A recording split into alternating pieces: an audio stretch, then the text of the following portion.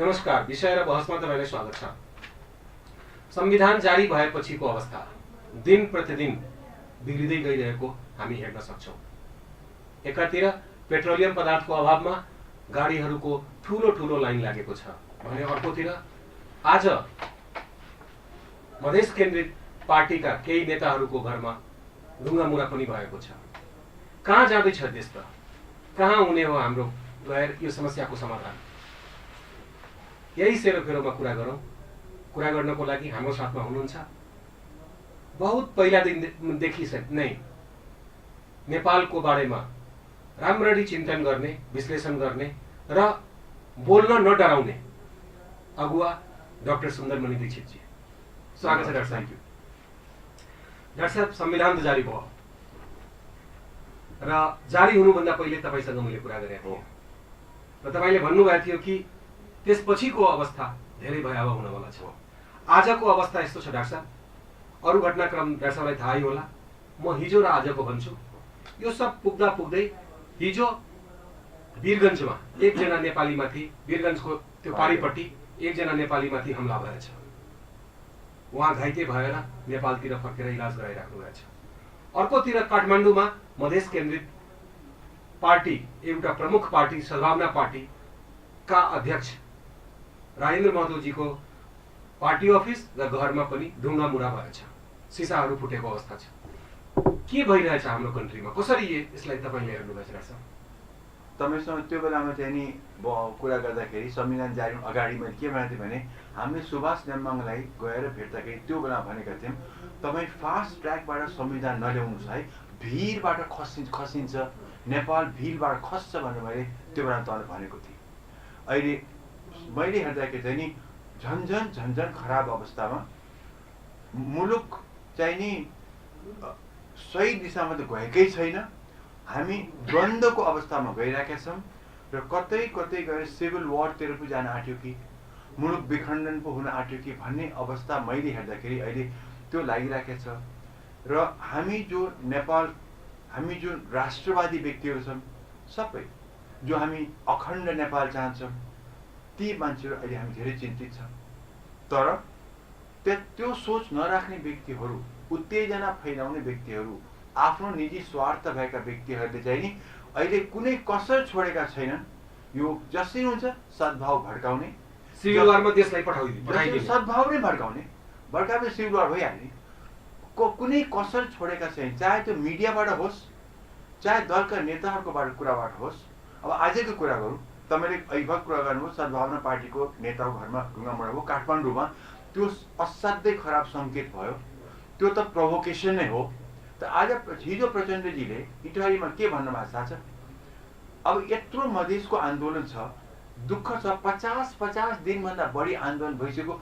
मधेसी र तराईवासीले कति दुःख खेप्या होला यो आन्दोलनलाई सक्सेस बनाउनको लागि, कति दुःख खेप्या भनेपछि त्यत्रो दुःख गरेर पनि हामी यो आन्दोलन सक्सेस गर्छौँ। हामी आफ्नो अधिकार, हाम्रो स्वायत्तता हामी लिएरै छाड्छ भने जुन गरेका छन् त्यो त उनीहरूले पहिलेदेखि माग हो नि त। त्यसमा उनीहरू माग मात्रै होइन, त्यो कम्परमा एउटा सहमति पनि भएको, सहमति सेन्टिमेन्ट सबै त्यहाँ छ भनेदेखि उनीहरूको सफलता हो नि त।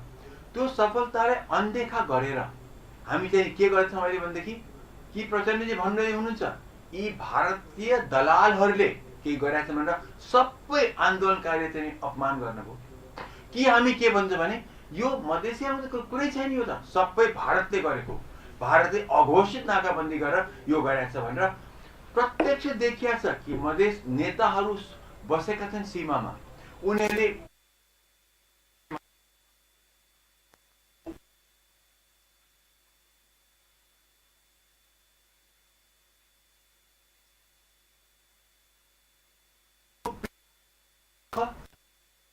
जायज माग, सहमति भइसकेका मागको लागि उनी लड्दाखेरि त्यसलाई आज यस्तो अनदेखा गरेर एउटा त डाक्टर साहब अनौठै कुरो भयो। एकचोटि आन्दोलन गरेर जब एउटा मागमा सहमति भइसकेको छ, त्यो सहमतिको लागि फेरि आन्दोलन कार्यान्वयनको लागि आन्दोलन गर्नुपर्ने।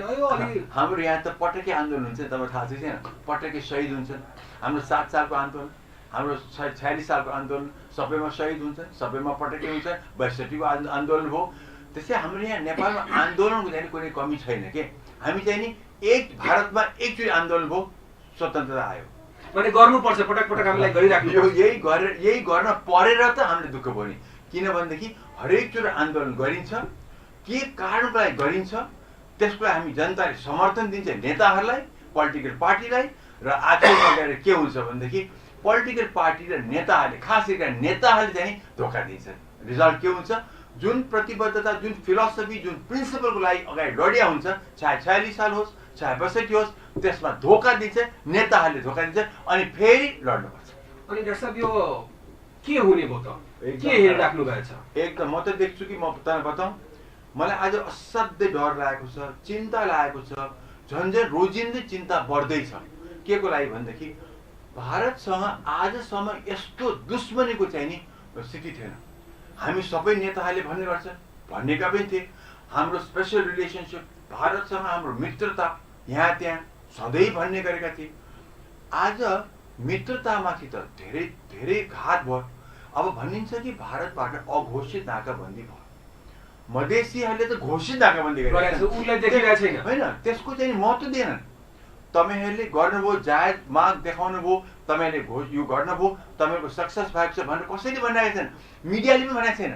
तर त्यसलाई ढाकछोप गर्नलाई, किनभने के देख्यो भने मधेसले, तराईले आफ्नो स्ट्रेङ्थ देखायो यसपालि। हेर्नुहोस्, यो एकदम महत्त्वपूर्ण कुरा छ। यसपालि मधेस र तराईले आफ्नो स्ट्रेङ्थ देखायो कि हामी पनि कोही हौँ यहाँ, हामी सेकेन्ड क्लास होइनौँ, हाम्रो माग जायज छ, सुन है राम्रो छ, आजसम्म सुन्यौ, अब सुन्ने बाध्यता छ तिमीलाई भन्नु, उनीहरूले देखाइदिइसके। त्यसलाई अब कसरी ढाकछोप गर्ने? इन्डियाको लागि, अनि इन्डियाले डाइभर्ट गरिदियो। जड कहाँ छ? यो मधेस आन्दोलनको जड कहाँ छ? मधेस आन्दोलन पछि गरेको सम्झौता यहाँ लत्यायो नि त। कसरी लत्यायो? संविधान जारी गर्दाखेरि त्यसमा चाहिँ नि अनदेखा गरिदियो। कारण त त्यहाँ छ। अब नेताहरूले गर्नसम्म भुल गरिसके, यही 5-7 जना, मैले त 7.5 भन्ने गएको छु, यी 7.5 ले जे गरे तिनीहरू त गरिसके। अब आफ्नो दोष त लिने, किन आफू लिने? अब के गरे? मधेसीलाई क्रेडिट दिनु भएन, अहिलेको नाकाबन्दी त सक्सेस भएको छ भनेदेखि सबै डाइभर्ट गर्यो भारतलाई। याद राख्नुहोस्, इन्डियामा एक जमाना थियो जब इन्दिरा गान्धीले हरेक असफलतामा के गर्थिन् भनेदेखि इमर्जेन्सी टाइममा विदेशीको हात भने हात देखाउनु, पाकिस्तान होइन, विदेशीको हात भन्थिन्। हुँदा हुँदा भारतमा उनको इलेक्सन चिन्है हात भयो। जहिले पनि विदेशीको हात है इसमें भन्थे के, उहाँले भन्थ्यो, त्यो कुरा ठिक थिएन। अहिले अब हामीले विचार गर्नुहोस् त, भारतले नाकाबन्दी गराए भए हिजो 100वटा बुलेट, 100वटा पेट्रोल ट्याङ्कर र बुलेट भित्र पस्न सक्थ्यो, पस्यो नि त। तर वीरगन्जबाट एउटा पसाएको छैन। यसो मतलब के त? भारतले पेट्रोल नहालेकै हो त? त्यो त देखियो नि, प्रश्न रूपमा देखियो। र भारतले, दिल्लीले त अर्डर दिइसक्यो कि हाम्रो जे निकायहरूलाई चाहिँ नि नेपालको केही नरोक्नु। तर विचार गर्नुहोस्, इन्डियाबाट अहिले वीरगन्ज नाका कुरा गरौँ न, अरू कुरा नगरौँ। सबभन्दा त हाम्रो म्याक्सिमम त आउने वीरगन्जबाट हो। मेनली ट्रक, ट्याङ्कर मेनली कसको छ त? मेनली त खास परवान त इन्डियन व्यापारीको छ। अब नेपालभित्रबाट, विराटनगरबाट यहाँ आउने त एस्कर्टिङ गरेर ल्याउँदाखेरि यति क्षति भएको छ कि हाम्रा ट्रान्सपोर्टरहरूले क्षतिपूर्ति नदिने हामी आउँदैनौँ भनेर भनिसके। भनेदेखि भारतीयको क्षतिपूर्ति पाउने चान्स पनि छैन। उनीहरूले ट्रान्सपोर्ट ट्रक पठाउँ भित्र आगो लगाइदियो भनेदेखि कसले क्षतिपूर्ति दिन्छ? अब विचार गर्नु, व्यापारीले यस्तो गडबडी हुँदा हुँदै कसरी पनि भित्र ट्रक पठाउला भनेदेखि। अब अर्को कुरा, ट्याङ्कर कुरा गरौँ। ओके, नेपाली ट्याङ्कर भर्नु, अब बरौनीमा ट्याङ्कर भरिन्छ, अब यहाँ सिमानबाट भित्र पस्न दिएन वीरगन्जमा। अब लाइन आएका रक्सोलमा, लाइन आएका कटिहारमा, समस्तीपुरमा। अब यो लाइनमा 200-300 नेपाल आउने फुल्ली लोडेड पेट्रोलियम बस्यो भने, अब हेर्नु बिहारमा त इलेक्सन पनि छ, त्यहाँ इलेक्सनमा चाहिँ त गुन्डागर्दी हुन्छ, बदमासी हुन्छ। कसै के थाहा कि नेपालीको ट्रक कि इन्डियनको ट्रक? अब लालुको ट्रक एउटामा आगो लगाइदियो, एउटामा पेट्रोल बम हालेर आगो लगाइदियो भने त त्यो त लाइन लागेको छ ट्रकहरू त, त्यो त विस्फोटन भएर त यति क्षति हुन्छ त्यहाँ। अर्कोतिर दुईतिर लाइन छ, मैले अस्ति टिभी देखेँ, रक्सोलमा दुईतिर लाइन छ, साइकल पनि हिँड्न नसक्ने अवस्थामा छ। उनीहरूलाई कति दुःख भयो होला। अनि कसरी हाल्छ त त्यसमा? हाल्ने कसरी? दोस्रो कुरा, त्यहाँको जनताले कति दुःख भयो। अनि नरिसाउन्, रक्सोलका जनता, कटिहारका जनता, मुजफ्फरपुरको जनता नरिसाउन् त नेपालसँग कि हामीले गर। तपाईँ सोझे साधारण दिनमा तपाईँ रक्सोल जानुहोस् त, बाहर एक बजी जानुहोस् त मोटर हिँड्न सक्दैन। सक्दैन। आज 50 दिनको बन्दले त्यहाँ के हालत होला भारतीयहरूलाई। अनि भारतीय नरिसाउन् अनि उनले आफ्नो सरकारलाई नभन्नुन् कि तिमी चाहिँ नि यो नेपालसँग चाहिँ नि उनीहरूको चाहिँ ट्रक नभर, तिमीहरू भर्यो भने त हामी अब भनेदेखि अब भारत बिहारको सरकारले सोच्नको लागि यहाँ फुर्सदै छैन। अब त्यो सबै सोच्दैनन्। भारतले अघोषित नाकाबन्दी गर्यो। ए बाबा भारतले ट्याङ्कर भर्न सक्दैन, उसको त्यहाँ खतरा भइसक्यो। यो बुझ्दै यो एङ्गल पनि हेरिदिउँ न। मेरो भनाइ अगर भारत हाम्रो सैकडौँ वर्षदेखि यत्रो मित्र हो भने हामीले भनेका छौँ, दिलदेखि भनेका छौँ भने उसको पनि विचार गरिदिउँ न। हामीले त भारतसँग हितको नाता राख्नु पर्यो, हितको होइन। यहाँ त अङ्ग्रेजी एचआइटी हुन आँट्यो। हामीले त हितको नाका हामीले विचार गरेर हो कि होइन भन्नुहोस्। अस्ति मात्र भैँचालो गयो, 5 महिना भयो, 5 महिना 10 दिन जति भएको छ, हो कि होइन? सबभन्दा पहिले यहाँ राहत कसले ल्यायो? भारतले, हो कि होइन? रेस्क्यु टिमै पठाएछ। त्यति मात्रै होइन, मोदीले यहाँ 12 बजे भैँचालो गएको छ, 4 बजे इमर्जेन्सी इन्डियन क्याबिनेट मिटिङ बोलाएको छ, हो कि होइन भन्नुहोस् मलाई। के को लागि? नेपाललाई कसरी सहायता गर्ने भनेर। त्यसपछि 2टा स्ट्यान्ड बाई एयरफोर्सको हर्क्युलले चाहिँ नि दिल्लीमा राखिराखेको छ, हो कि होइन भन्नुहोस् त। त्यसबेला हामीले वाह गरे, भारतलाई जय होस् भन्यो र म्याक्सिमम त्यत्रो सहायता गरे। आज हामीले एकै दिनमा हामीले भुल गरेर मधेस र तराईमा हामीले भड्कायौँ। यी नेताहरूले 7.5ले तिनीहरूले भड्काए। अब उता तल आन्दोलन छ, बुलेट हानिराखेको छ, मान्छे मरिरहेको छ। यहाँ हामी मासु भात खाएर चाहिँ पार्टी गरेर आतसबाजी उडाउँछौँ, हामी त्यो खुसियाली मनाउँछौँ। कत्रो घाउ र कत्रो सेन्टिमेन्टमा हामीले मधेस हान्यौँ। अब यो हुँदै अब त्यो भारतले त्यत्रो हामीलाई गर्यो। मलाई यस्तो मान्छेले भारतीय पक्ष भन्नु मलाई आपत्ति छैन, तर म भन्छु मित्रसँग बिहेभ गर्ने तरिका यो भएर। मित्र हो भारत भनेदेखि र हाम्रो स्पेसल रिलेसनसिप छ। संसारमा कहीँ नभएको इनडिफाइनेबल रिलेसनसिप छ, यस्तो कहीँ संसारमा छैन भनेदेखि। त्यस्तो इनडिफाइनेबल रिलेसनसिप राम्रो मित्रतामा चाहिँ 5-6 महिनामा हामीले सबै बिर्सिदियौँ र सबै दोष भारतलाई, आफ्नो गल्ती छुपाउनको लागि, आफ्नो गल्ती डाइभर्ट गर्नको लागि सबै भारतलाई दोष। अनिखेरि भारत रिसाउँछ कि रिसाउँदैन? र भन्नुहोस् मलाई, भारत रिसायो भने, साँच्चीकै रिसायो भने हाम्रो कुटनीतिक कमजोर, हाम्रो पोलिटिक्स प्योर स्वार्थीवाद, हाम्रो चाहिँ ढाकछोप गर्ने नियत हाम्रो भनेदेखि यो सबै गरेर हामी भारतलाई रिस उठायौँ भनेदेखि भोलि आज छोड्नुहोस् 1 वर्षभित्र 2 वर्षभित्र भारतले हामीलाई सहयोग गर्ला र भारतको सहयोग बिना हाम्रो प्रगति कति सजिलो होला। युरोपियन युनियन आउँदैमा उसले डलर त देला, तर हामीले प्रगति गर्ने कसरी? चाइनाले देला, केही हदसम्म दिन्छ। त्यो चाइनाको ट्याङ्कर आउँदै उसको आधा त त्यही ट्याङ्करमा खर्च नै हुन्छ, आधा पेट्रोल छ भनेदेखि चाइनाले सहयोग गर्छ, तर उसले नैतिकताबाट गर्ला, सक्दो गर्ला। तर उसले हामीलाई सबै खाद्यान्न या पेट्रोल या डिजल उसले सप्लाई पुरा गर्न आज दिन सक्दैन, भोलि रेल आयो भने भन्न सक्दैन। तर हामीले भारतलाई यसरी जानी किन चिडाएको र हाम्रो सजिलो छ? डाक्टर साहब एउटा कुरा, एउटा पक्ष भारतलाई चिडाएको, अर्को पक्ष यो कुराहरू भनेर मधेसको आन्दोलनलाई अरू ल्याम्ब्याउन खोजिरहेछ कि? त्यति मात्र होइन, मधेसको आन्दोलन त सक्सेस भएको छ। म त भन्छु मधेसको आन्दोलन उनीहरूले बल्ल आएर आफ्नो स्ट्रेङ्थ देखाए। आजसम्म मधेस हेर्नुहोस् देखाएन स्ट्रेङ्थ कहिले पनि। मधेसले जे भन्यो काठमाडौँले मान्दै गए, मधेस आन्दोलन भयो, त्यसपछि पनि मधेसीहरू संयम भए। हेर्नुहोस् यो पक्का छ, मधेसी आन्दोलन कहिले 62-63 पछि होइन त, पछि संयम रहे नि त उनीहरू। आज किन यत्रो आन्दोलन गर्नु पर्यो जब उसलाई पनि थाहा छ उनको पनि बच्चा स्कुल जान पाएको छैन, उनको पनि त्यहाँ पेट्रोल छैन, उनको पनि यहाँभन्दा बढी डिफिकल्ट लाइफ भइसकेको छ, 50-60 दिन भइसक्यो भनेदेखि काठमाडौँलाई 5-6 दिनमा यत्रो चाहिँ भयो भनेदेखि मधेसीहरूको अब यो भन्दाखेरि सुन्दरमान मधेसीको उसमा गयो, उसले भारतलाई गयो भन्लान्, तर सही कुरा त गर्न पर्यो। सही कुराले नै नेपाल बाँच्ने हो, सही कुराले नै नेपालको हित हुने। हाम्रो अखण्डता बचाउने हो भने, हाम्रो भारतसँग मित्रता बढाएर हामीले यहाँ प्रगति गर्ने हो भने, भारतसँगको पोलिसीमा हामीले चाहिँ आयाम थपेर मित्रताको थपेर हामीले फाइदा उठाउने हो भने हामीले चाहिँ नि आफ्नो पुरा मनस्थिति खास गरी बुद्धिजीवीहरूले र खास गरिकन पोलिटिसियनले र मिडियाले पनि तपाईँसँग त अलिकति बढी नै भेदभाव गरिरहेको देखिन्छ। मिडियाले कस्तो भनेदेखि मैले बोल्यो भनेदेखि त्यो कुरा पनि दिँदैन, किनभने हामी यही सही कुरा गर्छौँ। डाक्टर साहब मैले नोटिस गरेको कि मञ्चमा डाक्टर साहबलाई हेर्छु, दिन अरू मान्छेहरूको बाइटहरू आउँछ, मेरो आउँदैन। तपाईँको आउँदैन। आउँदैन किनभनेदेखि कारण के भनेदेखि अब मैले उनीहरूले सोचे जस्तो कुरा बोल्दिनँ। मेरो त एउटा मात्र दृष्टिकोण छ। हेर्नुहोस्, मलाई भारतसँग केही लिनु छैन, मलाई कुनै पार्टीसँग केही लिनु छैन। मलाई एउटै कुरा छ कि अब म पनि 75 वर्ष भइसकेँ, यो मुलुक अखण्ड रहोस्, यो मुलुक प्रगति रहोस्। 7 सालदेखि आन्दोलन देख्दै आए र सम्मतिमा नै प्रगति हुन्छ र अखण्डता हुन्छ। हाम्रो मिलमिलापमा यस्तो कम्युनल दङ्गा हुन भएन। हाम्रो आजसम्म नभएको दङ्गा अब हुन थाल्यो। हेर्नुहोस्, कसले गर्यो? मैले त गरे होइन, मैले गराएको होइन।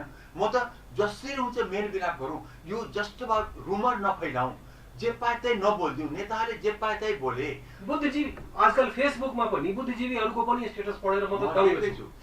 अहिले के देख्छु भनेदेखि बुद्धिजीवीहरू भनेको कस्तो बुद्धिजीवी हो? यो मुलुक बचाउने कि मुलुक डुबाउने? मेरो त एउटै छ, नेपाल बचाउँ। नेपाललाई यस्तो उचाइमा पुर्याउँ त मान्छेहरू भन्दाखेरि oh you are a Nepali, you are from Nepal भनुन्। आज त oh you are from Nepal भन्ने अवस्था आइसकेको छ। भनेदेखि यो मुलुकलाई कसरी बचाउँ, कसरी प्रगति गराउँ, गर्नको लागि मैले छिमेकीसँग झगडा तँतर मामु गरेर हुँदैन। मैले कम्युनिटीमा मधेसी र पहाडी भनेर दङ्गा फिजाएर पनि हुँदैन। मैले आज यहाँ यो सद्भावना पार्टीको अभित्र ढुङ्गा हाल्ने पनि हुँदैन। मैले मधेसी भारत भने पहाडीलाई काटेर पनि हुँदैन। तर यस्तो मेलमिलाप भएको हाम्रो मुलुकमा आजभन्दा 1-2 वर्ष अगाडिसम्म कस्तो मेलमिलाप थियो, आज किन यसरी भड्क्यो भन्दाखेरि कारण एउटै हो। मधेसले सिम्पल कुरा राख्यो, पपुलेसन आधारमा सिट सङ्ख्या गरौँ। सीमामा चाहिँ हामी संहिता तोक्दाखेरि हामी सीमाङ्कन पनि गरौँ र चाहिँ 2 प्रदेश गरौँ या 1-3 प्रदेश गरौँ। हामी उनीहरू त they are open to that भनेर सिम्पल जायज कुरा माग्दाखेरि हामी ज्यान गएर दिँदैनौँ। हामी यो संविधान 2/3 मत छ, हामी पेलेर दिन्छौँ र तिमीहरू गोली ठोके तिमीहरूमा ठोक्छौँ, तर हामी यहाँबाट संविधान जारी गर्छौँ। हामी आतशबाजी बनाउँछौँ, पड्काउँछौँ, हामी पार्टी पनि गर्छौँ र हामी चाहिँ उत्सव बनाउँछौँ। के को उत्सव बनाउने?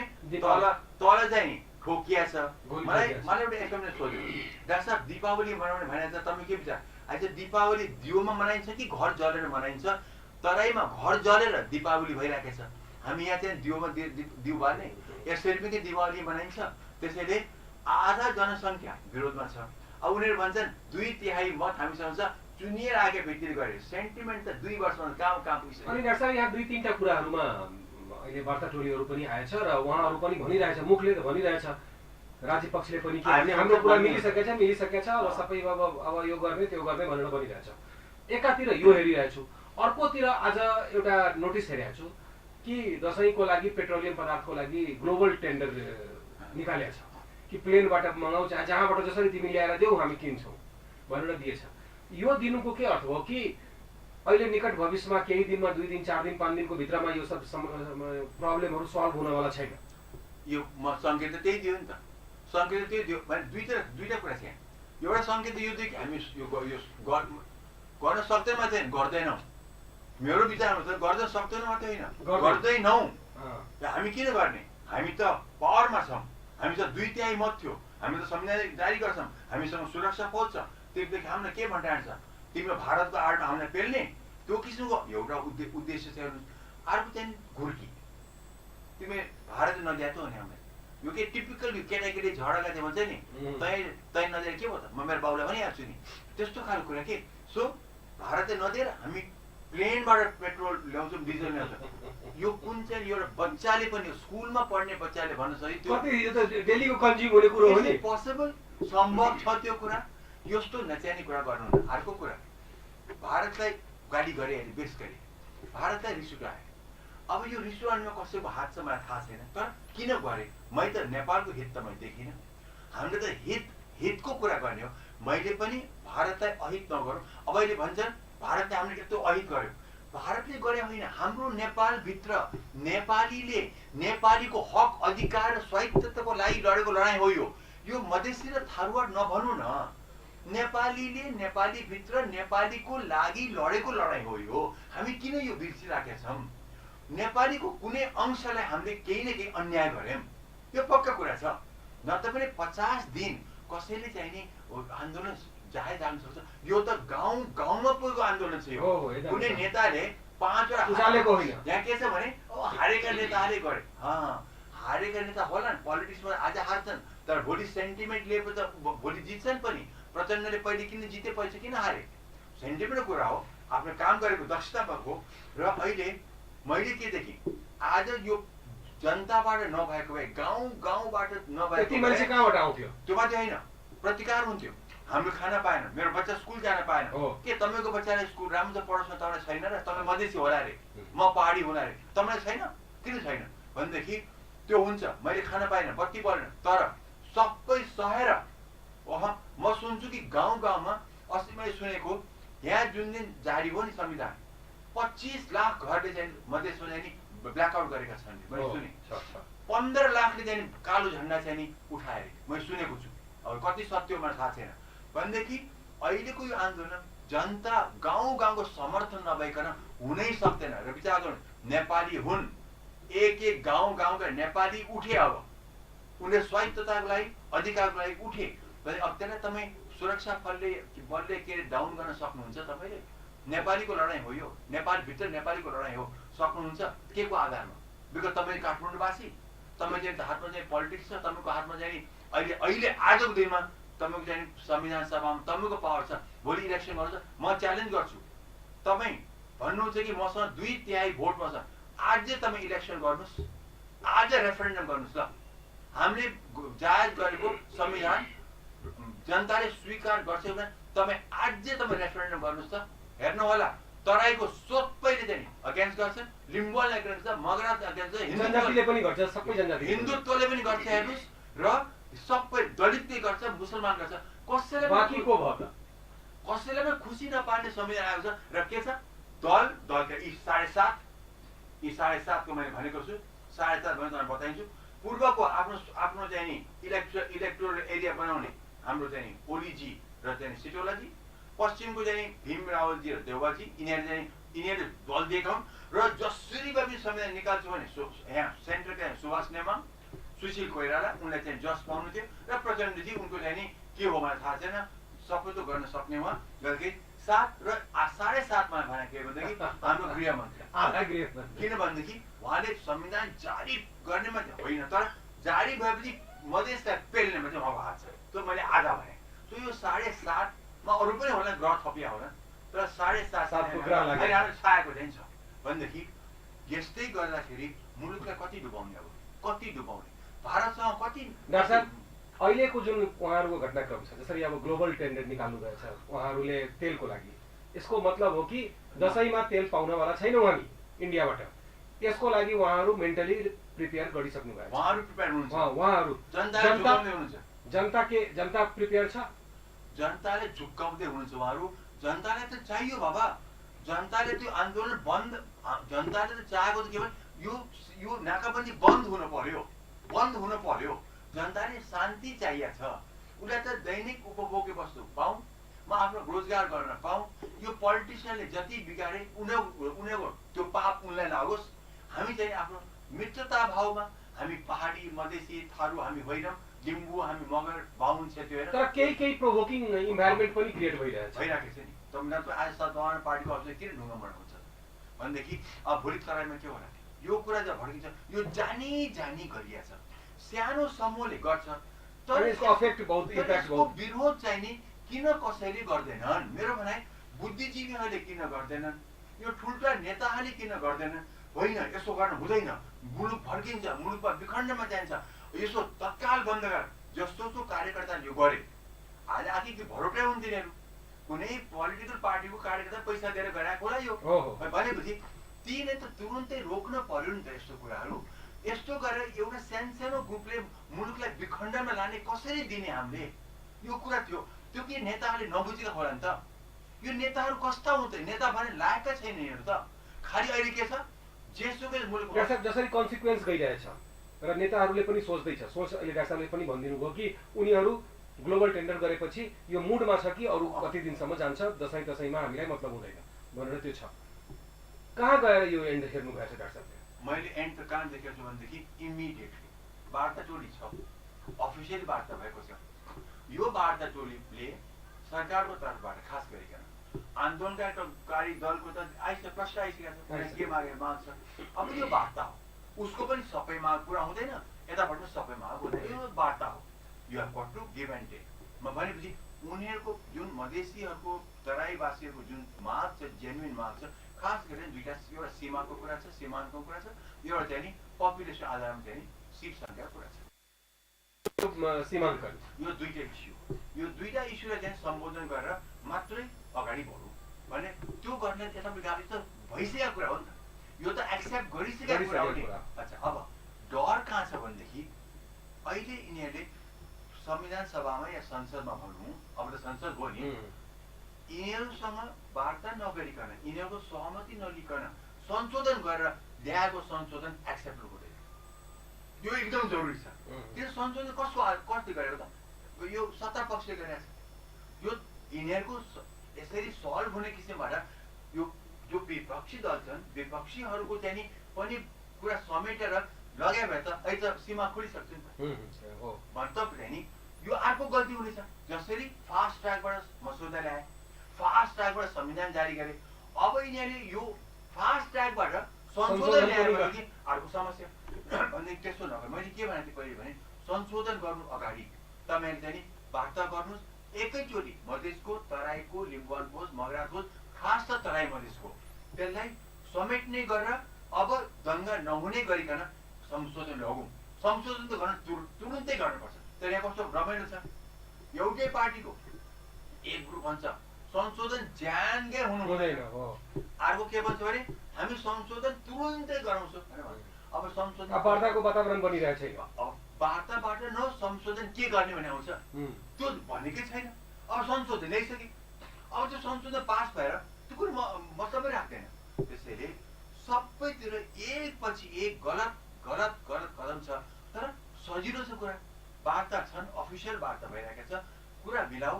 आजको भोलि मिल्छ, मधेसी दलले त भनिसकेका छन् हाम्रो जायज माल छ, मधेस पहिले एक्सेप्ट गरिसकेको कुरा हो, त्यति मात्रै मानिदिनुहोस्। यो हाम्रो त्यो बन्द बहुत क्लियर छ, आफ्नो क्लियर छ। यताबाट के छ, यिनीहरू के भन्छन् सरकारी तर्फबाट यो ठिक छ, तर हामी हाम्रो शीर्षस्थ नेतालाई सोध्नुपर्छ। अब शीर्षस्थ नेताको हामीले देखिसक्यौँ उनको ताल, उनलाई त प्रधानमन्त्रीको कुरा छ, सरकारको कुरा छ, अहिले उनलाई फाइदा कहाँ हुन्छ, उनको इलेक्ट्रोल एरिया कति धक्का पर्ने छ, उनको 5 वर्षपछिको उनको राजनीति कहाँ हुनेछ, उनलाई त्योमा राष्ट्रको कुरा छैन। राष्ट्र बचाउँ, अखण्ड राखौँ, राष्ट्रमा चाहिँ मेलमिलाप होस्, राष्ट्रमा चाहिँ कम्युनल दङ्गा नहोस्, त्यो छैन। मतलब तब यो 3 जना जुन बाटो टोलीमा छन् त्यो बेस मान्छे छन्। प्रदीप गेवाली पनि बेस हो, नारायण खाली पनि बेस हो, अर्को बेस, यी बेस छन्। तर उनले शीर्षस्थ सोध्नु भनेपछि अनि मलाई शङ्का उत्पन्न हुन्छ, किन शीर्षस्थ कहिले 4वटा सीमा 4वटा प्रदेशमा व्रत हुँदैन, अर्कोले 13 पनि मानेको छ, अर्कोले 6 भन्दा मान्दिनँ भन्छ, अब 6बाट 7मा पनि पुग्नु हुने रे भनेदेखि शीर्षस्थ नेता जुन हामीले भन्यौँ नि, त्यो त्यसमा त साँच्चीमा तिनीहरूले यति ठुलो बनाउनु भयो। मिडियाको पनि हात छ। मिडियाले जहिले पनि यही 3-4 जनाको अनुहार, यही 3-4 जनाको बोली बोल्दा बोल्दा बोल्दा तपाईँ एउटा झुट बोल्नु चाहिँ एकदिन, अर्को दिन त्यही झुट बोल्नुहोस्। मिडियाले 3 दिनमै त्यसो पनि त्यो 7 दिनसम्म त्यो मिडियाले कन्सर्ट एफर्ट गरेर बोलिदियो भनेदेखि त जनताले विश्वास गर्छ। आज हाम्रो मिडिया मैले हेर्दाखेरि या त दलहरूको क्याप्चरमा छ, यो ठुल्ठुला सो कल दलहरूको, र उनीहरूकै मात्रै कुरा अहिले भनिराखेको छ कि म देख्छु मिडियामा हेर्दैछु नि, भारतलाई गाली नगरेको मिडिया छैन अहिले। यो अघोषित नाकाबन्दीमा चाहिँ यत्रो क्याम्पेन, घोषित नाकाबन्दीको यत्रो चाहिँ सफलताले चाहिँ देखिरहेको छैन। यो चाहिँ नि मलाई अचम्म लाग्यो। जस्तै मैले आज मात्रै एउटा पत्रकारलाई भने तपाईँ त इन्भेस्टिगेटिभ जर्नलिजम गर्नुहोस् न, नेताले भनेको कुरा मात्रै तपाईँले किन लेख्नुहुन्छ, तपाईँ तराई जानुहोस्, हेर्नुहोस्, बुझ्नुहोस्, अनि आफ्नो लेख्नुहोस् न तपाईँहरू। किन तपाईँहरू खालि यो शीर्षस्थ नेता, उनको त अर्कै एजेन्डा छ, उनीहरूको मात्रै नसुन्नुहोस् न। उहाँहरूको बोली मात्रै राख्ने त भएन। तपाईँ दिल्ली पनि जानुहोस्, पटना पनि जानुहोस्, रक्सोल जानुहोस्, कटिहार जानुहोस्, त्यहाँ के जनताको के विचार छ, त्यहाँ उनीहरूलाई कति कष्ट भएको छ त्यो हेर्नुहोस्। रौतहाट जानुहोस्, वीरगञ्ज जानुहोस्। तपाईँ मिडिया हो, तपाईँ प्रेस भनेर जानुहोस् न, तपाईँ छोडिदिन्छ र तपाईँ यथार्थ कुरा ल्याउनुहोस् पब्लिकमा। भारतीय मिडियालाई आउन दिएन नि नेपालमा। त्यो मलाई थाहा थिएन, आउन दिएन। त्यो म छक्कै परेँ, अचम्म छ नि। तर हाम्रो मिडिया त भारतले रोकेको छैन। मेरो भनाइ मिडियाले चाहिँ यथार्थ कुरा रिपोर्टिङ गर्नु पर्यो, सही रिपोर्टिङ गरिदिनु पर्यो। यी नेताहरूको मात्रै आवाज दिएर कति दिन हामीले यसो 7 वर्ष बिताए, अब यो नेताले 7 वर्ष गुमराहमा राखेर डाक्टर साहबले त आफ्नो एउटा बाटो देखाइदिनु भयो यसरी गर्दाखेरि अहिले पनि सेफ ल्यान्डिङ हुन सक्ने सम्भावना छ इमिडिएट हुन सम्भावना छ उहाँहरूको मनसाय हेर्दा तपाईलाई के लागिरहेछ कसरी जान्छ यो कन्ट्री मलाई लाग्छ कि उहाँहरूको के एजेन्डा छ मलाई थाहा छैन बुझ्नै पाइराख्नु भएको छैन तर उहाँहरूको एजेन्डा त मैले अब 7 वर्ष कि 8 वर्ष कि 46 सालदेखि मैले बुझेकै छु एजेन्डा भने निजी स्वार्थ मात्रै हो उहाँहरूको एजेन्डामा चाहिँ निजी स्वार्थ बाहेक त केही छँदै छैन यसो पुष्टि गर्छु तपाईँलाई भारतमा मैले सुनेको छु भारतका कुनै प्रधानमन्त्रीले एक दिन के भनेका थिए भनेदेखि नेपालबाट अस्ति मात्रै भनेको कुरा नेपालबाट जो नेता आउँछ नेपाल राष्ट्रको बारेमा कुरा गर्दैन खालि आफ्नो निजी मात्रै कुरा गर्छ उनीहरू र उनले एक्जाम उ दिएको थिए हामीसँग नेपालको लागि कुरा गर्ने चाहिँ नि उनले देखामा चाहिँ बिपी कोइरालाले मनमोहन अधिकारी यी दुईटा र पछि एक पोइन्टमा चाहिँ प्रचण्ड एक पोइन्टमा बाँकी जति हामी आएका नेताहरू खालि आफ्नो मात्र कुरा गर्न आउँछ भनेर भारतबाट आएको खबर यो हामीलाई करिब 1 वर्ष अगाडि मैले सुनेको थिएँ त्यसैले भारतले पनि त्यही उक्साउँछ यस्तो पनि भनाइ छ कि जो जान्छ नि उसैलाई चाहन्छ कि उसको व्यक्तिगत त्यो लाभ पुगाएर उसलाई आफ्नो दासै बनाइदियो त्यो त सत्य कुरा हो तपाईले यत्रो ठुलो भारत छ सानो नेपाल छ उसले आफ्नो प्रभुत्व जमाउनै चाहन्छ भन्नुहोस् न अमेरिका र क्यानाडाको कुरा गरौँ अमेरिका र क्यानाडा पनि कुनै चान्चुने मुलुक त होइन क्यानाडा पनि त्यति ठुलो छ तर युएसएले क्यानाडामाथि कति दबाब दिएको छ आफ्नो इन्फ्लुएन्स कति राख्नु त मलाई पनि थाहा छैन त भनेदेखि दबाब त आफ्नो प्रभुत्वता जमाउनु त जो पनि नेचुरल त्यो भने इन्डियाले के बङ्गलादेशमा गरे होइन र इन्डियाले चाहिँ नि पाकिस्तान टुक्राएको हो कि होइन त आफ्नो के को लागि प्रभुत्व जमाउनु इन्डियाले गोवालाई चाहिँ नि इन्डिपेन्डेन्ट गरे होइन र पर्चुगिजबाट के को लागि प्रभुत्व पण्डिचेरी गरे होइन र भनेदेखि कहीँ मधेस पनि त्यस्तै गर्दैन त्यही त भन्छु किन गर्दैन किनभनेदेखि मधेसको हाम्रो जुन छ नि यो सैकौँ वर्षको कुरा थियो यो पर्चुगिज आएर त्यहाँ बसोबास गरे होइन यो चाहिँ नि कुनै फ्रेन्च आएर बसोबास बेलायती आएर क्याप्चर गरे होइन हाम्रो त मधेस र तराई भनेपछि त त्यो त त्यहाँ त फरकै थिएन को नेपाली को नेपाल भन्ने के थियो भन्नुहोस् मलाई नेपाल भन्ने मुलुक कहीँ थियो नेपाल भन्ने काठमाडौँ हो नि कतिवटा राज्य थियो नि गौतम बुद्ध नेपालमा जन्मे हो अहिले गौतम बुद्ध जन्मिया ठाउँ नेपालमा अहिले पढ्यो तर त्यस बेलामा त राज्य त थिएन नि नेपाल उसको आफ्नै राजपाट थियो आफ्नै राज्य हो नि उसको आफ्नै राज्य थियो भनेदेखि गौतम बुद्ध हो जन्मेको आज हामी त जस्तो क्राइस्ट जन्मेको बेथलेहममा त्यो बेथलेहम थियो अब अहिले यसले जुजले पनि इजरायलले पनि मेरो भन्छ उनीहरूले पनि मेरो भन्छन् तर एक्चुअली कस्तो त त्यो त होइन त्यस्तै गरेर भारतले आफ्नो प्रभुत्व जमाउन खोज्छ उसले नेताले किन्न पनि खोज्छ पक्का किन्न खोज्छ म पनि किन्न खोज्छु नि भन्नुहोस् आज इजरायलको अस्तित्व किन बाँचेको छ किन इजरायलले अमेरिकामा पनि सेनेटरहरूले चाहिँ नि साथ लिएको छ हो कि होइन त्यो प्रभुत्व जमाएको हो कि होइन आफ्नो बचाउँदै गर्छन् त्यो भारतले पनि अवश्य पनि गर्छ तर हाम्रो नेता किन बिग्ने त ममा स्वाभिमान भन्दाखेरि हामी स्वाभिमानी हामी अखण्ड नेपालका भन्छन् तर मेरो स्वाभिमान त एउटा मेडिकल सिटमा एउटा इन्जिनियरिङ सिटमा बिकेको छ नि त त्यो पनि मलाई थाहा छैन पोलिटिकलमा अलिक मलाई केही दिनलाई प्रधानमन्त्री बन्न केही वर्ष प्रधान बन्नुको लागि मेरो त इमान त जाँदो रहेछ नि त भनेदेखि चुनाव जित्नको लागि पनि जान्छ इमान इलेक्सनमा पनि जान्छ र कुर्सीको लागि राष्ट्रियता पनि जाँदो रहेछ नि त भने त त्यसैले भारतले अवश्य गर्न सोच्छ म आज नेपाली म पनि चाहन्छु कि मेरो पनि प्रभुत्व जमोस् कहाँ मलाई चाहिने बङ्गालमा युपीमा बिहारबाट दिल्लीमा मलाई पनि म पनि चाहन्छु कि मेरो पनि कुनै कुनै त्यहाँको चाहिँ लेजिस्लेटरहरू हामी पनि राम्रो राखौँ ताकि कहिले त्यहाँका गभर्मेन्टले हामीलाई दुःख नदियो म पनि त्यो चाहन्छु नि तर उनीहरू त्यही चाहन्छ उनीहरू ठुलो मुलुक छ आज त वर्ल्ड पावर हो इन्डिया त त्यो उसले गर्न खोज्छ म किन बिग्ने त भने यो एउटा त्यो एड आउँथ्यो नि मैले तँलाई धक्का दिएँ तैँले किन धक्का लिस् त तिमीले क्यों मुझे धक्का मारा मैले धक्का दिएँ तैँले किन लिस् त भन्ने कुरा कि उसले त हामीले लिन खोज्छ यसमा कुनै डाउट छैन पोलिसी त हुन्छ मान्छेको हाम्रो प्रभुत्व इन्डियाले नेपालमा प्रभुत्व जमाउनु खोज्छ कि उसलाई डर छ चिनियाले यहाँ गर्छ भनेर त्यो त स्वतः सबैलाई थाहा छैन अमेरिकाले प्रभुत्व जमाउनु खोज्दैन खोज्दैन युरोपियन युनियनले गर्नु खोजेको छैन सबैले खोज्छ त्यो त्यति टाढाबाट पनि आएर खोज्छ भने उ त नजिकको उ त हाम्रो नजिकको छिमेकी स्पेशल रिलेसनसिप छ तर भारतले पनि हाम्रो अहित खोज्न हुँदैन हामीले पनि भारतको अहित खोज्न हुँदैन हामी दुईटै मिलेर परस्परमा जानै पर्छ। त्यसको लागि दुईतर्फबाट मित्रता हात बढ्नुपर्छ।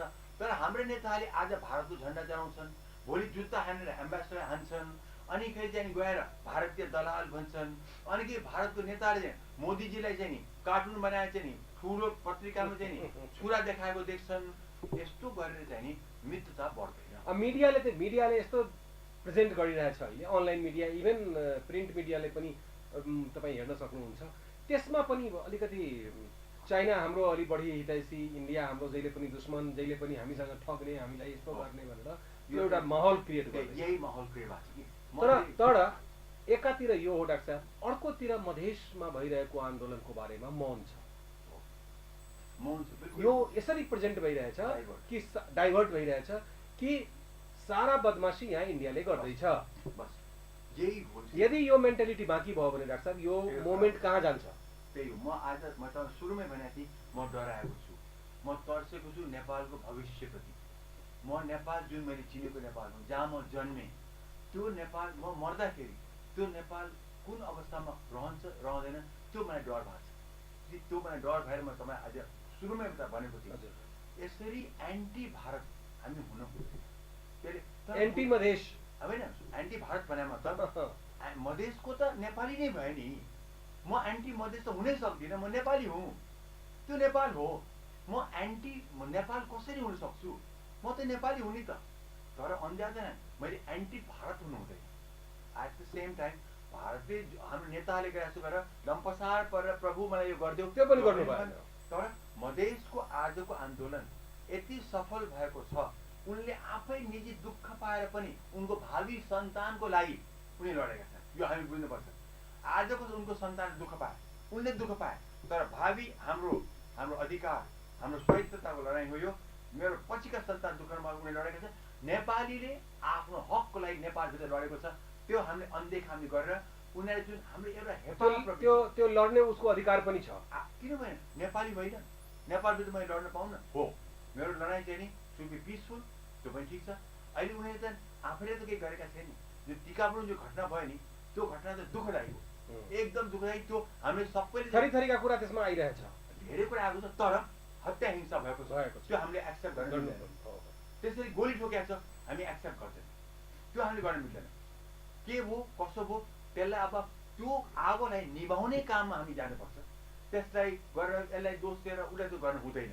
त्यसैले अब अहिलेको स्थितिमा हामी कसरी निभाउनु भन्दाखेरि पहिले मधेसको र तराईको जुन यो आन्दोलन छ यसलाई इमिडिएटली ट्याकल गरौँ, एड्रेस गरौँ। अफिसियल वार्ता टोली छन्, यिनीहरूले तत्काल गर्न सक्ने कुरा छ त्यति गरिदिइहालुन् र संशोधन सबैको सल्लाह अनुसार संशोधनमा जाउँ, तत्काल संशोधनमा जाउँ र पास गरौँ। किनभने यसपछि 2/3 मत रहनेवाला छैन।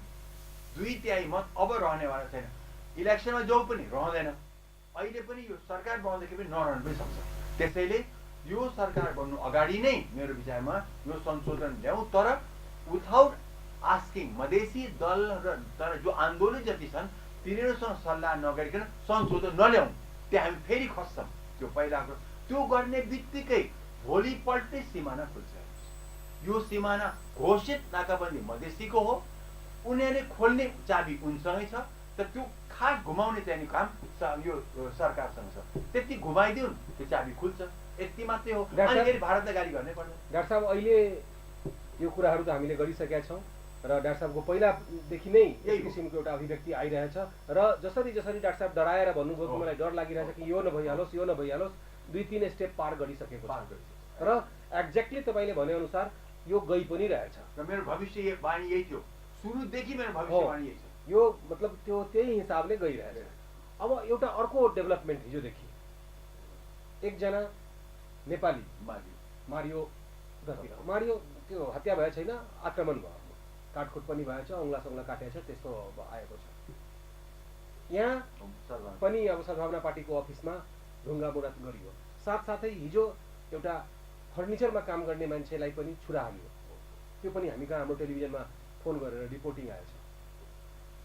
के भन्न चाहनुहुन्छ? पहिला तपाईँलाई म एउटा रिक्वेस्ट गरौँ कि मधेसी कम्युनिटी जो आन्दोलनरत छन् उसको लागि तपाईँको के सन्देश हो? अहिले मेरो सन्देश के छ भने उहाँले यो राम्रोसँग सुन्नु किन उहाँहरूको लडाइँ भने नेपालीको लडाइँ हो। म एज अ नेपाली उहाँको लडाइँमा म पनि छु। उहाँको हक अधिकारको लागि, उहाँको स्वायत्तताको लागि म पनि लडेको छु। त्यसैले गर्दाखेरि म उहाँले विनम्र अनुरोध गर्छु, तपाईँहरूले कहिले पनि नदेखाएको शक्ति प्रदर्शन गरिसक्नुभयो, सफल हुनु भएको छ। सबै नेपालले आज बुझिसके कि नि तराई मधेसमाथि जे गरिएको छ, यो अहिले जुन संविधान सभाबाट जुन संविधान पास भयो त्यसमा डेफिनेट त्रुटिहरू राम्रै छ, सँग छ र त्यसलाई संशोधन तुरुन्तै गर्नुपर्छ भने सबैले बुझेको छ। त्यसैले यो सबै बुझिसकेपछि यत्रो चाडहरू आउँदैछ, दसैँ तिहार छठ सबै आउँदैछ। त्यसको लागि तपाईँहरूले आफ्नो स्ट्रेङ्थ देखाइसक्नु भएको छ। अहिलेको लागि अब चाहिँ नि यो नाका किन यो घोषित तपाईँहरूकै हो, तपाईँहरू खोलिदिनु। यसले दुईवटा कुरा गर्छ। त्यो खोल्ने बित्तिकै सारा नेपालले तपाईँहरूलाई चाहिँ समर्थन दिन्छ। सारा नेपालीले तपाईँ नेपालीले नेपालीको लागि गर्ने हो भने यति गरिदिनुहोस्। त्यसले गर्दाखेरि अर्को फाइदा मलाई के हुन्छ भने इन्डियालाई दोष दिने काम बन्द हुन्छ। इन्डियासँग जुन यो विरोधपूर्ण जुन गएको छ, वैरीभाव जुन बढ्दै गएको छ, जसमा मैत्रीतामा धक्का पर्दै गएको, जुन नेपाललाई फाइदा छैन इन द लङ रन, त्यो तत्काल बन्द हुन्छ। त्यसैले तपाईँहरूको काम अहिले यो स्ट्रेङ्थ देखाइसक्नुभयो। तपाईँहरूको हामी सब साबित गरिसक्नुभयो। तपाईँ अरू के देखाउनु छैन। तपाईँले अहिले भन्दैमा सबै माग पनि तुरन्त पाउनु पनि सक्नुहुन्न। तर अब बुझिसक्यो, वार्ता टोली छ, संशोधन गरौँ, अगाडि बढौँ। तर तपाईँले गरिदिनु भने नेपाली हरेक नेपालीले भन्छ, नेपालीले नेपालीलाई सहयोग गर्यो भन्छ, खुसी हुन्छन् र यो सद्भाव बढ्छ। यस किसिमको झगडा त अहिले पनि भयो थियो, अहिले पनि हुन्छ, त्यो त भाइ भाइमा पनि हुन्छ। तर यति गरिदिनु भयो भनेदेखि एकातिर कम्युनल आगो भड्किँदैन, चाडपर्व मनाउन सकिन्छ, नेपालीमा भाइचारा बढ्छ, यो मुलुक अखण्ड रहन्छ भन्ने हामीलाई पक्का विश्वास हुन्छ र हाम्रो छिमेकी मुलुकसँग हाम्रो वैरी भावबाट चाहिँ अगाडि जुन बढेका छ कुनै स्वार्थी त्यो तत्काल बन्द हुन्छ।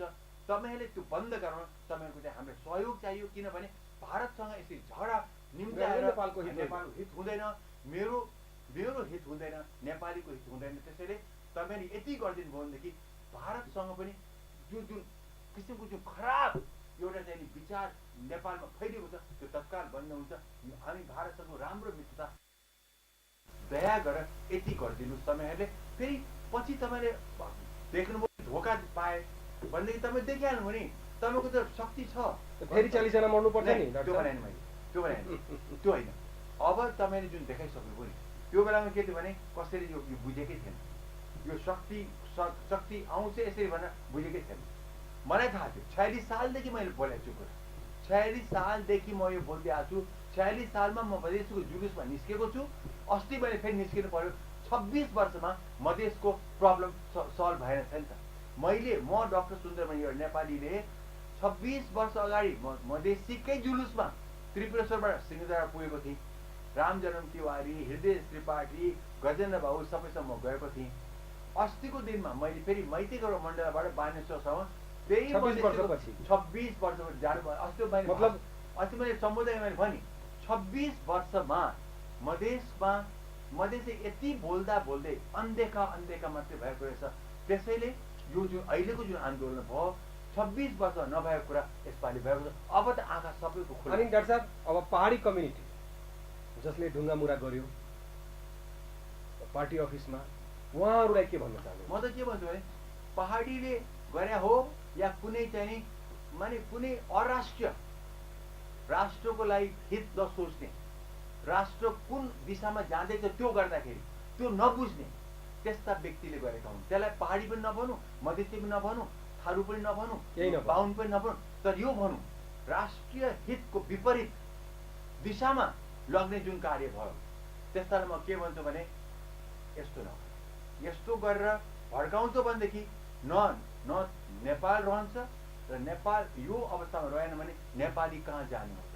नेपाल नै नरहे नेपाली कहाँ जान्छ भने माधव घिमिरेले हो कहिले लेखाएको थियो नि कविता, नेपाली तिमी रहन्छौ कहाँ नेपाल नै नरहे भन्ने लेखेको थियो नि।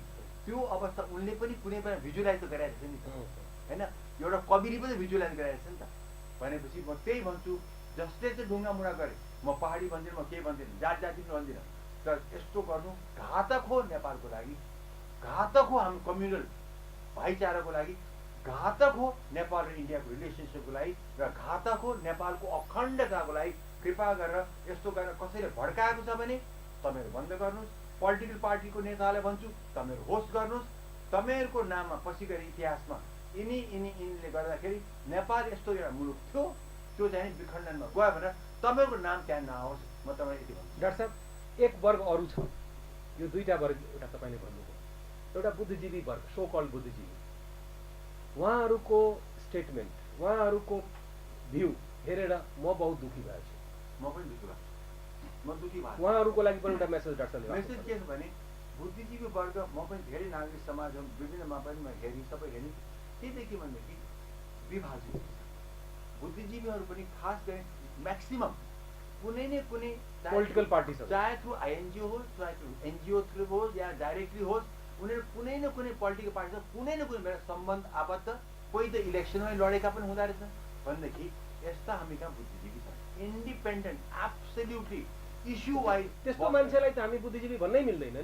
त्यही त, तर बिकज पढे लेखे एउटा स्ट्रङ प्रवक्ता, एउटा पार्टीको एउटा विचारको स्ट्रङ प्रवक्ता हुन सक्छ, तर यिनीहरू इन्टेलेक्चुअल हुनु, पढे लेखे हुन्, तर पढे लेखे मान्छे गलत दिशामा गयो भने झन् खतरा हुन्छ, बढी याद हुन्छ। गर्नु होला। त्यसैले यिनीहरूलाई नेपालीमा इन्टेलेक्चुअललाई बुद्धिजीवी नै भनिन्छ, तर बुद्धिजीवी भन्दैमा विजडम भएको मान्छेमा भन्छ, विजडममा फरक छ, ज्ञान ज्ञानी फरक छ। न के छ भने त्यस्तो म्याक्सिमम हाम्रो सो कल इन्टेलेक्चुअल त्यसमा पढ्दा रहेछ। त्यसैले पार्टी अब अहिले देखिहाल्नु तीनटा मेन पार्टी, उहाँहरूलाई पनि एउटा मेसेज दिनुपर्छ। मेसेज के छ भने तपाईँहरू इन्टेलेक्चुअल हो, पढे लेखेका व्यक्तिहरू हो, तपाईँले आफ्नो बुद्धि, आफ्नो विवेक, आफ्नो कन्सियन्स किन कुनै पार्टीको अचानोमा हालेर टाउ काट्नुहुन्छ? राष्ट्रलाई केन्द्रमा राखेर गर्नुहोस्। तपाईँहरू चाहिँ नि कुनै पार्टीको अचानोमा आफ्नो टाउको किन राख्नुहुन्छ? तपाईँ त पढे लेखे व्यक्ति हो, तपाईँ जहाँ पनि बिग्न सक्नुहुन्छ। तपाईँले चाहिँ पार्टीको पैसा त खाएको छैन, कुनै गरिब एउटा मान्छेले चाहिँ पार्टीको पैसा खाएर कार्यकर्ता बनायो होला, उसको सिप दिएर छैन। तपाईँ त पढे लेखा मान्छे हो, तपाईँ इन्जिनियर होला, तपाईँ डक्टर होला, तपाईँ लयर होला, तपाईँ प्राध्यापक हुनुहुन्छ, तपाईँले कसैको पार्टीको चाहिँ पछि लाग्नु पर्दैन। किनभने पार्टीका नेताहरू प्रायः गरेर कस्ता हुन्छ, एक्सेप्टिङ अ फ्यु, गुन्डागर्दी गरेर इलेक्सन जित्या हुन्छ नि त। कतिजना यहाँ चाहिँ पिएचडी छन् त भन्नुहोस् मलाई? छैन नि त। तर इन्टेलेक्चुअल पिएचडीहरू छन् नि त, डक्टर छन्, इन्टेलेक्चुअल भनेदेखि आफ्नो बुद्धि र विवेक, एउटा पद पाउनको लागि पछि बस त्यस्तो नगरिदिनुहोस्। राष्ट्रको हित हेर्नुहोस्, राष्ट्रलाई हेरेर अगाडि बढ्नु। बिपी कोइरालाले भनेको कुरा सम्झिनुहोस्, जब राष्ट्रको कुरा आउँछ तपाईँले यताउति हेर्ने होइन, त्यो हलो जोत्ने एउटा फार्मरको हेर्नुहोस् र उसको सोचाइबाट उसलाई हित हुने कुरा गरेर तपाईँ सोच्नु भनेर बिपी बाबुले भनेको कुरा म तपाईँलाई सम्झाउँछु। त्यस तपाईँहरूले अब त्योभन्दा एक स्टेप अगाडिबाट राष्ट्रको अखण्डता कसरी बचाउने, राष्ट्रलाई उत्थान कसरी गर्ने, संसारमा हाम्रो पहिचान उच्च कोटीमा कसरी लग्ने, त्यो सोचिदिनुहोस्। पार्टीको पछि नलाग्नुहोस्, किन आज पार्टीको पछि मिडिया पनि त्यहीँ लाग्यो र मिडियाले युज गरिरहेका छन्, बुद्धिजीवीलाई युज गरिरहेका छन्। कसले? जो नेताहरू त्यति बुद्धि भएका पनि मैले देखेँ। त्यसैले आज यो कुरा गर्दाखेरि मलाई धेरैले गाली गर्छ, मलाई थाहा छ। होइन डाक्टर, आज मलाई धेरैले गाली यो कुरा तपाईँले जुन भन्नुभएको छ त्यो गाली सुनेर पनि भन्नुपर्ने अवस्था आउँ त मैले सुनेर पनि अवस्था छ डाक्टर। मलाई कुनै पनि डर छैन। हेर्नुहोस्, यो मुलुकलाई मलाई बचाउनु छ। एनी हाउ मेरो अरू केही क्षमता छैन, मैले ओपिनियन क्रिएट गर्ने हो। तपाईँको जस्तो टिभीमा आएर मैले बोलेर कमसेकम 50जनाले मात्रै सुनेर त्यो मनन गर्दै पनि मलाई पुग्छ, त्यति गरी पुग्छ। अलिक बुद्धि भएका मान्छेले पनि त्यति गरे हुन्छ।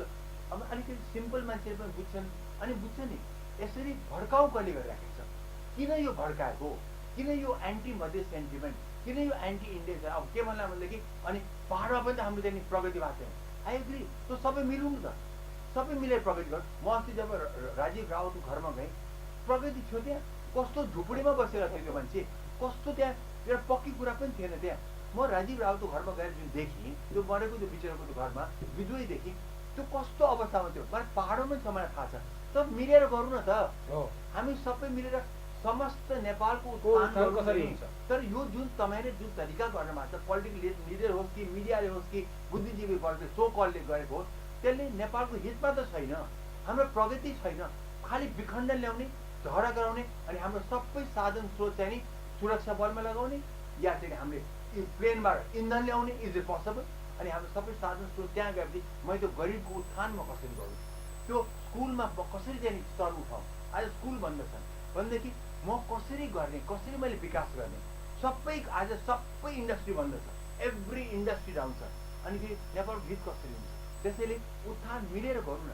त्यसको लागि मधेसी होइन नेपाली, गर्नु पर्यो। थारू होइन नेपाली। कसले आन्दोलन गरेछ? नेपालीले। कहाँ गरेछ? नेपालभित्र।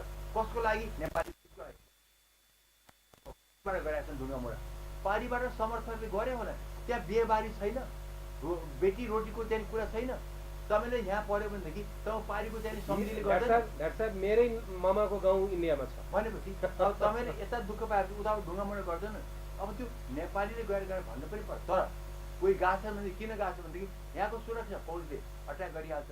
40 जना मार्यो। जुन दिनदेखि नाकाबन्दी भएछ, हिन्दुस्तान इन्डियाले यदि अघोषित नै नाकाबन्दी गरेछ र सपोर्ट गरेछ, त्यो दिनदेखि मान्छे मार्न बन्द भएछ। आयो कुरा बताउँ, यो 10 गरा जमिन छ नि, जहाँ नो म्यान्स ल्यान्ड छ नि, त्यहाँ गएपछि यसले पनि पस्न सक्छ, उता पनि। त्यो हाम्रो मधेसी नेताहरूले बुद्धिमानी गरे।